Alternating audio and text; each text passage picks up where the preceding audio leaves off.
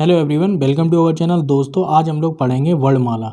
वर्णमाला को इंग्लिश में कहा जाता है अल्फ़ाबेट। वर्णमाला का बहुत ही ज़्यादा महत्वपूर्ण स्थान है जब हम लोग कंपटीशन की तैयारी करते हैं, और उसके लिए ये पढ़ना बहुत ज़्यादा ज़रूरी है। इससे क्वेश्चन आते ही आते हैं। ठीक है दोस्तों, तो हम लोग कंप्लीट वर्णमाला पढ़ेंगे, तो आप वीडियो में बने रहिए और इसके जितने भी पार्ट आएंगे उसमें भी आप देखते रहिए। ठीक है दोस्तों, तो चलिए शुरू करते हैं। वर्णमाला की परिभाषा देख लेते हैं। वर्णों के व्यवस्थित समूह को वर्णमाला कहा जाता है। ऐसी कोई परिभाषा नहीं होगी जिससे आपको याद करने में कोई दिक्कत हो या समझने में कोई दिक्कत हो। वर्णमाला को क्या कहते हैं? वर्णों के व्यवस्थित समूह को वर्णमाला कहा जाता है। हिंदी वर्णमाला में वर्णों की संख्या कितनी होती है? 52 होती है। 52 कौन कौन से होते हैं? 13 स्वर होते हैं, 35 व्यंजन होते हैं और 4 संयुक्त वर्ण होते हैं। तो 13, 35 और 4 को जोड़ देंगे तो पूरे 52 वर्ण हो जाएंगे। तो यहाँ पर वर्ण देख लेते हैं। वर्ण किसे कहते हैं?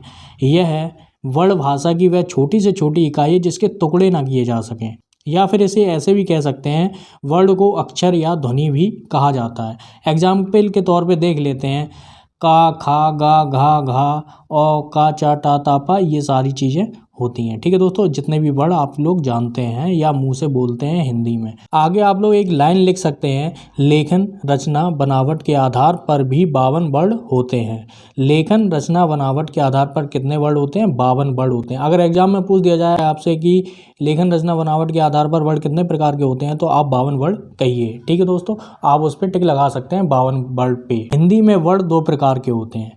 पहला स्वर होता है जिसे इंग्लिश में वॉवेल कहा जाता है, और दूसरा व्यंजन होता है जिसे इंग्लिश में कॉन्सोनेंट कहा जाता है। ठीक है, यहाँ पर पहला देख लेते हैं स्वर। स्वर को अच भी कहा जाता है संस्कृत में।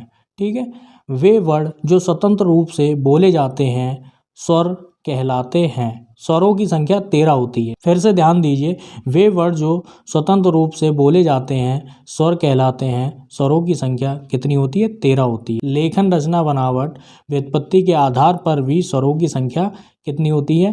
13 होती है। यहाँ पर ये देखने की बात है कि उच्चारण के आधार पर स्वरों की जो संख्या होती है वो 11 होती है। ठीक है, 11 होती है। अगर कहीं पर भी आ जाए तो 11 ही करिए। वैसे 10 ल्यूसेंट में दिया गया है। ठीक है, वहाँ पे री नहीं जोड़ा गया है। ठीक है, तो यहाँ पर क्या करेंगे, जो स्वरों की संख्या है वो कितनी है? 11 है। अगर आ जाए तो 11 ही करना है, 10 नहीं करना है। उच्चारण के आधार पर हिंदी वर्णमाला में 46 वर्ण होते हैं।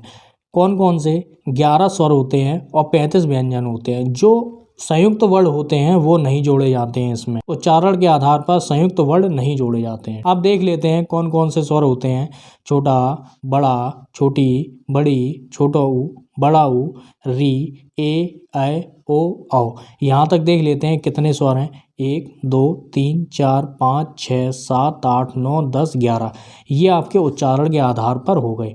अगर हम लोग और 13 की बात करते हैं तो अंग और आहा आ जाता है। ठीक है, 2 और जुड़ जाएंगे तो 11 और 2 13 हो जाएंगे, तो अंग और आहा। आगे देख लेते हैं इसमें स्वरों का जो वर्गीकरण है वो किस प्रकार से हुआ है। तो पहला कौन सा है? हस्व स्वर है, दूसरा है दीर्घ स्वर, तीसरा है प्लुत स्वर और चौथा है संयुक्त स्वर। यहाँ पे 4 प्रकार के स्वरों का वर्गीकरण दिया गया है। तो इसमें सबसे पहले पहला देख लेते हैं हस्व स्वर। हस्व स्वर को आप लोग कह सकते हैं शॉर्ट वॉवेल भी कह सकते हैं, अनअसेंटेड वॉवेल भी कह सकते हैं, या फिर वीक वॉवेल भी कह सकते हैं। ठीक है, जो झट से ही मुंह से निकल जाएं। जैसे देख लेते हैं, वे स्वर जिनके उच्चारण में कम समय लगता है, या वे स्वर जिनसे उच्चारण में एक मात्रा का बोध होता है। एक मात्रा का बोध होता है, हस्व स्वर कहलाते हैं। एक मात्रा का मतलब आपने देखा होगा कि जब वर्ण बना देते हैं उसके नीचे एक डंडा खींच देते हैं, वो एक मात्रा हो गई। ठीक है, अगर गुरु अलग चीज़ होती है वो 2 मात्रा होता है। तो यहाँ पे छोटा आ, छोटी ई, छोटा ऊ और री आ जाता है। देख लेते हैं, छोटा आ, छोटी ई, छोटा ऊ और री आ जाता है। ठीक है, ये क्या है? ये 4 जो वर्ण आपको दिए गए हैं, ये स्वर दिए गए हैं, ये हस्व स्वर हैं, और ये एक मात्रा का बोध होता है। ये एक मात्रा का जो बोध होता है इसे आप अच्छे से तैयार कर लीजिए, क्योंकि ये आपके छंद में भी यूज होंगे। ठीक है दोस्तों, अब दूसरा देख लेते हैं दीर्घ स्वर। दीर्घ स्वर को इंग्लिश में कह सकते हैं लॉन्ग वॉवेल भी कह सकते हैं, असेंटेड वॉवेल भी कह सकते हैं, या स्ट्रॉन्ग वॉवेल भी कह सकते हैं। वे स्वर जिनके उच्चारण में हस्व स्वर से अधिक का समय लगता है दीर्घ स्वर के कहलाते हैं। या फिर दूसरी भाषा में कह सकते हैं वे स्वर जिनके उच्चारण से 2 मात्राओं का बोध होता है तो दीर्घ स्वर कहलाते हैं। देखिए, पहली वाली परिभाषा में क्या हो रहा है कि जो दीर्घ स्वर यानी कि लंबी हवा निकले, लंबा जाए वो शब्द। ठीक है, तो यहाँ पे हस्व स्वर में क्या हो रहा था? आ बिल्कुल ही खत्म हो रहा है वहीं पे। लेकिन यहाँ पे क्या, जब बड़ा आ बोलेंगे आ, तो थोड़ा सा आप लंबा बोल सकते हैं, ठीक है।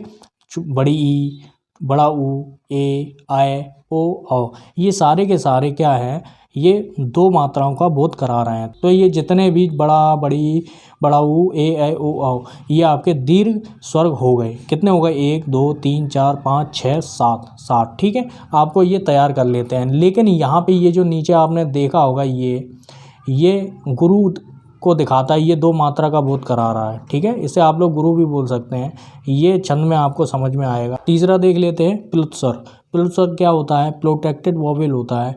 वे स्वर जिनके उच्चारण में दीर्घ स्वर से अधिक का समय लगता है, यानी कि ह्रस्व स्वर से ज़्यादा अगर समय लगे तो समझ लो दीर्घ स्वर है, और अगर दीर्घ स्वर से ज़्यादा समय लगे तो समझ लो प्लुत स्वर है। तो प्लुत स्वर में क्या हो रहा है, वे स्वर जिनके उच्चारण में दीर्घ स्वर से अधिक का समय लगता है प्लुत स्वर कहलाते हैं। इनका प्रयोग प्रायः किसी को पुकारने या नाटक के संवादों में किया जाता है। या फिर दूसरे तरीके से आप कह सकते हैं कि वे स्वर जिनके उच्चारण से 3 मात्राओं का बोध होता है प्लुत स्वर कहलाते हैं, ठीक है। जैसे ओ, या फिर हम लोग किसी से बहुत ज़्यादा बुलाते हैं किसी को, जैसे राम, बहुत लंबा बोलते हैं तो रा के आगे आ लगा सकते हैं, या फिर आप इस तरीके से गुरु का चिन्ह लगा सकते हैं, ठीक है। तो यहाँ पे ओ, जैसे बहुत ज़्यादा किसी को बुला रहे हो, बहुत लंबा बोल रहे हो, जैसे ओ, या हा हा हा, धड़ाम, जैसे आपने पुरानी कॉमिक सॉन्ग में देखा हो उस तरीके से धड़ाम लिखते हैं और आगे क्या लगाते हैं, गुरु का एक चिन्ह लगा देते हैं, या फिर 3 3 3 लिख सकते हैं। यहाँ पे अब हम लोग बात करते हैं संयुक्त स्वर की। संयुक्त स्वर क्या है, कंपाउंड वोवेल होता है। वे स्वर जो 2 या 2 से अधिक स्वरों से मिलकर बनते हैं उन्हें क्या कहते हैं, संयुक्त स्वर कहलाते हैं। ये बहुत ही ज़्यादा पूछा जाता है, इंपॉर्टेंट भी है और एग्जाम के लिए तो है ही। तो संयुक्त स्वर कौन कौन से होते हैं, ए, ऐ, ओ, औ।